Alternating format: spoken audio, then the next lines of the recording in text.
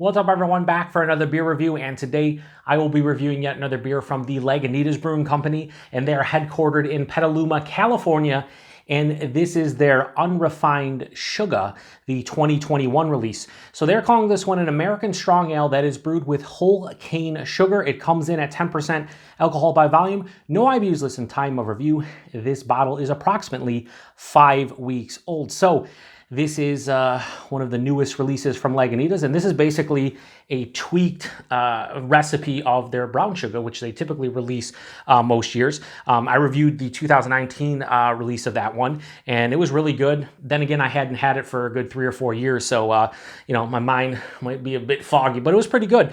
So this year, the tweak is that they're brewing this one with whole cane sugar, and they're using Panela sugar, which is very popular and prevalent in Latin America. So don't know much about it. Now on the side, on the label here, you got to keep on turning, but I'll read it real quick. It says, "Now I say, old dog, that what I am hearing is simply preposterous.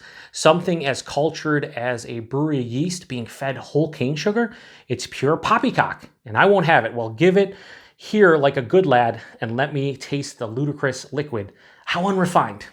Well, Lagunitas, hopefully this new recipe is just as good as the old one, because if not, I'll be disappointed, especially after, you know, they got rid of Born Yesterday and brought out that Contents Under Fresher, which was good, but it wasn't Born Yesterday. Now, I've heard some positive feedback about this one and some negative feedback. Some people loving it, some people not. We'll see. I'll let my palate dictate whether or not I enjoy it like you should, right? So let's give this a proper pour here and see what we got going on. So this is like a... they call it a holiday barley wine, but they call it a strong ale too, because it's not like a traditional barley wine of any like specific style. So yeah, that pours out a really clear, deep amber, almost rust color. Has about a 2-finger of a tan/khaki colored, super creamy looking head. It looks like a beautiful beer, honestly. Looks like an American barley wine, albeit maybe not as dark. Let's get a nose. Oh yeah, so listen, if you don't like malt in your beer, if you're somebody who's a hophead or maybe doesn't like, you know, things like barley wines or big American strong ales where they're punching the face with malts, you will not like this beer. Do not pick up this beer because it's going to be a malt bomb. I mean, just based on the nose, it's tons of malt. There's caramel, there's toffee, there's tons of caramelized sugars, a little bit of butterscotch, very toasted, like brown bread. Yeah, there's so much malt goodness in this one. There's a touch of like a resinous pine quality, maybe like an earthiness. Hops sticking their head in just a bit.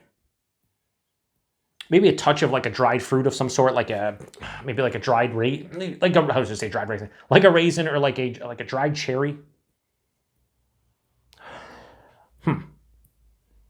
Yeah, I mean, again, I didn't go look at my Brown Shugga review. I probably should have, but I'd imagine I said similar things because this is all about the malt content in here. The characters of the malt is just, it's in your face. It's unmistakable that you're smelling tons of malt, kiss of the hop character, but outside of that, it's just, this is all a big malt explosion. Yeah, so it smells pretty good. It doesn't smell as boisterous and like over the top as I remember Brown Shugga being. But yeah, it smells pretty good. So let's get into it. Cheers, everyone.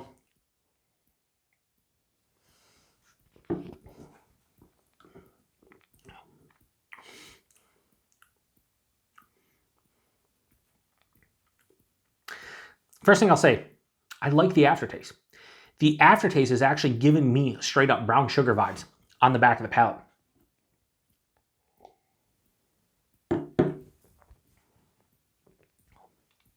Body on this one at 10%. It's got a big viscosity to it. It's like higher side of medium, lower side of full for 10%. Yeah, it's kind of appropriate. The mouthfeel, it has a decent, you know, carbonation to it, but it's really soft and smooth and almost somewhat creamy. So I think the body and mouthfeel are really nice. The taste, I will say this.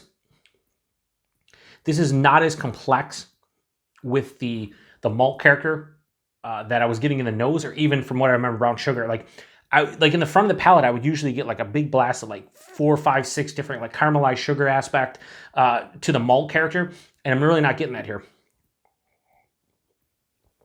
It's kind of like a generic malt sweetness up front, like just like a caramel malt sweetness, maybe a touch of toffee. Then that just carries on through the palate, and that's all it is, like caramel and toffee riding on the palate. And then about 3/4 of the way through the palate, there's this resinous hop character that hits. It's piney, it's earthy, and this finishes with a moderate bitterness, like a pretty big blast of bitterness on the back of the palate. It's semi-dry. So while there's a lot of sweet malt at the forefront, I wouldn't necessarily say, I like to say like sweet malt goodness. I wouldn't necessarily say like the malt up front is like terrific. I remember it being more kind of like in your face. So yeah, it's balanced from that aspect. A lot of malt sweetness up front, balanced out by the resinous pine and like earthy kind of tones of a moderate bitterness on the back of the palate and a semi-dry kind of nature to the beer. But I will say what I like about this is then right after that bitterness hits, there's this like pop or like this like just like in and out of a brown sugar kind of like sweetness on the back of the palate, which is cool but different, and I don't usually get things like that, so it's kind of cool. 10%, you can't really tell in the palate. There's a big chest warming into the stomach, so I know this is a bigger beer. If I had to do this blind, I'd guess at least 9% just from that. What can I say about this? I don't think it's as good as the brown sugars I have had in the past. I don't necessarily know, you know, like what they were just using, I think, brown sugar instead of whole cane sugar. They weren't using Panela sugar. This is not bad by any stretch of the imagination, but again, what I recall Brown Shugga being, I don't think this is necessarily as good as those prior vintages. I don't remember it being as bitter either. I am drinking this a little bit fresher than I typically would drink this one, usually 2-3 months old. This is 5 weeks, so maybe that's playing a role.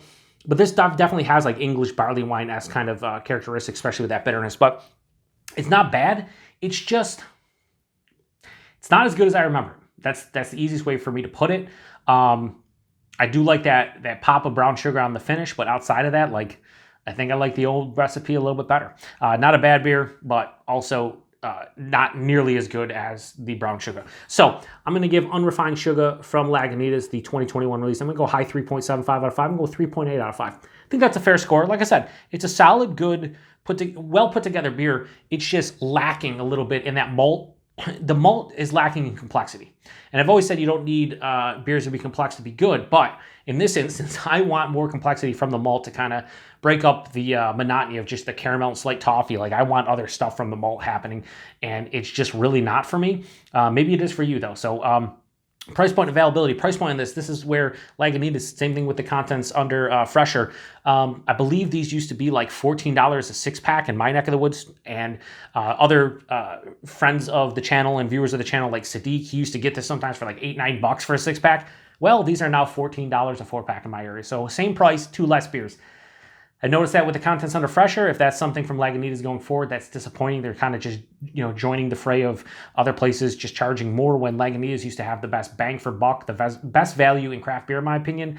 And with the last couple releases that I've tried, certainly not. I think I paid like $3.75 for that bottle, and I would have probably paid no more than like $2.50 for it. So that's disappointing. And availability, I have no idea with Lagunitas anymore. I've heard a lot of people, especially with that contents under fresher review and a couple others, they say that they don't really get Lagunitas like special releases anymore. They see like maybe the year-round offerings and not much from their like specialty/seasonal releases. So I have no idea. I just know we're getting Lagunitas seasonals and specialties this year, but there was a little bit of a drop-off during the pandemic where we didn't see all Lagunitas stuff. So I don't know. Let me know if you saw this in your neck of the woods and what you thought about it, because I'm curious. Like I said, I've seen good and bad things on social media about this one. I'm not going to say it's good or bad. I'm just going to say if you compare it to the old Brown Shugga, for me, it's definitely a disappointment, but it's still not a bad beer. And that's kind of what I thought about the contents under fresher. It's not born yesterday, but at its core, it was a 4 out of 5 and a good beer. And this is a 3.8 out of 5. So